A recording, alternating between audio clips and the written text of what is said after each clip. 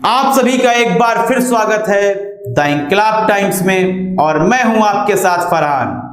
Viewers से आज मैं बात करना चाहता हूं महाराष्ट्र के संबंध में।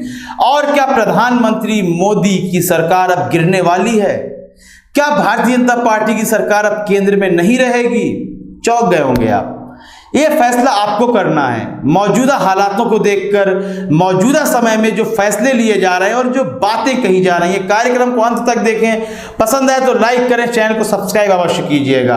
हम बात कर रहे हैं महाराष्ट्र की। महाराष्ट्र में कोरोना संकट लगातार बढ़ता जा रहा है। नंबर 1 राज्यों में है भारत के, जिसमें कोरोना के संक्रमितों और मरने वालों की संख्या सबसे ज्यादा पाई गई है। तो यहां पर देवेंद्र फडणवीस ने एक बैठक की है। बैठक में मौजूद थे बीजेपी के सांसद नारायण राणे।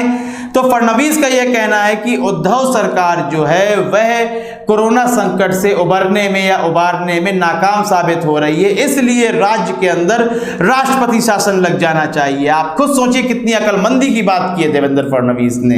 यह महज एक बेवकूफी भरा शब्द है। इससे बड़ी बेवकूफी की बात कोई नहीं हो सकती है। यदि कोई रिक्शे वाला भी आपकी बात को सुनेगा तो वह भी यह कहेगा कि इस बात में सिर्फ बेवकूफी है और कुछ नहीं है।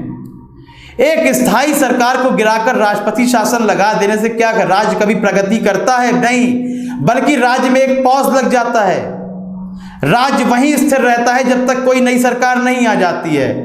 कोई नया कानून, कोई नया बजट पेश नहीं हो सकता है, जनता को राहत नहीं पहुंचाई जा सकती है। तो फिर किस राष्ट्रपति शासन की बात कर रहे हैं देवेंद्र फडणवीस? चलिए हम उनकी बात को मान लेते हैं, तो हम इस बात को फिर आगे बढ़ाते हैं। आपको याद होगा जब लॉकडाउन लगाया गया तो राहुल गांधी ने कहा था यह एक पॉज की तरह है। लॉकडाउन खत्म होने के बाद हमारा जीवन वहीं से शुरू होगा जिस दिन हमने लॉकडाउन लगाया था।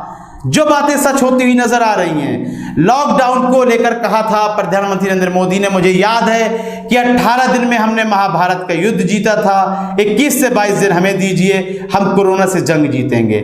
हमें पूरी उम्मीद थी नई योजनाएं लागू होंगी, स्वास्थ्य विभाग को नया बजट दिया जाएगा जिससे हम कोरोना जैसी महामारी से 22 दिन में निजात पा जाएंगे। 2 माह से ज्यादा समय बीत चुका है।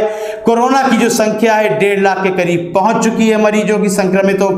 इससे यह मालूम पड़ता है और हम टॉप 10 में आ गए हैं विश्व की सूची में। आप यह भी सोचें, हम विश्व की सूची में कोरोना संक्रमितों को लेकर टॉप 10 में आ चुके हैं। इसका मतलब महाराष्ट्र जैसा हाल पूरे भारत का है। हम कोरोना पर विजय नहीं पाए हैं, वैक्सीन अब तक नहीं बनी है।